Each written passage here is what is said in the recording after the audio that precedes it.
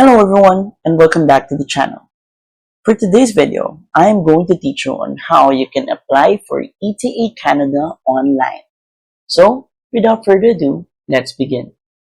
First, open your web browser and go to google.com, and on the search node, search for ETA Canada Online.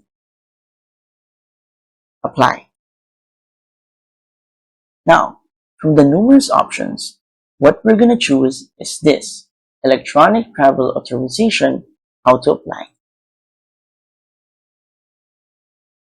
The first that we will see is the things that we would need to go with this application, which includes a passport, a valid email, and one of the acceptable payment methods right here. So, once you know that you have this, click on Apply for an ETA. Next would be the reminders. First is you can only apply and pay for one person at a time. An ETA doesn't allow you to work in Canada, doesn't allow you to study in Canada. And we should make sure to print the receipt right away. Updates would be through email only, and your information can't be saved. So you only have a limited time to complete the form. Once you jot that down, click on Get Final Instructions. Next, where would you apply an ETA with the passport issued by? Is it from Austria, France, Mexico, or another country? And then, what do you plan to do in Canada? For this video, let's choose visit as a tourist or visit a family. And then, this would be the instructions to enter your passport information. And once you read all of that, continue to your ETA application form.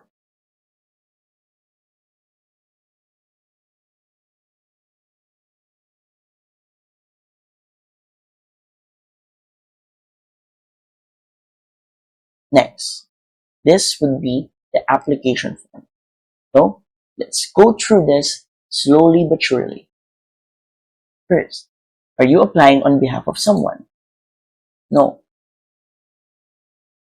Next.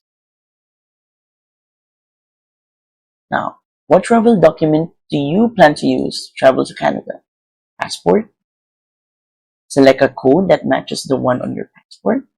So, we would select where we would be coming from. Then, are you a lawful permanent resident of the United States? No. What is the nationality noted on this passport? It should match the one that we chose earlier.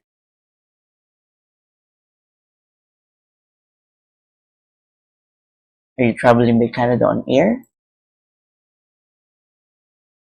And then, in the past 10 years, did you hold a valid Canadian temporary resident visa? No.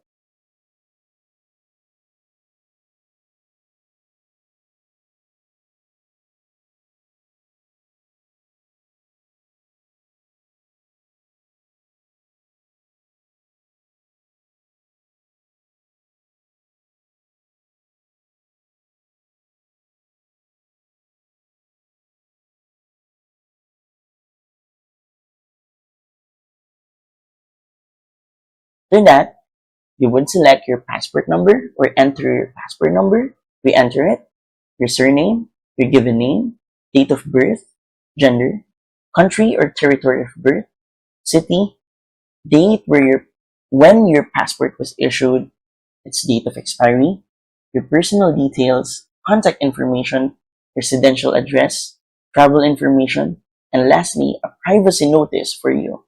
And once you're done with all of that, click on I agree and then put in your signature, and then you're going to proceed to payment where you're going to enter your bank details, and then that's where you're going to pay the $7 fee for your ETA application. And that's it. So if you find this video helpful, please don't forget to click like, share, and subscribe to the channel for more helpful video tutorials. See you in the next video. Bye!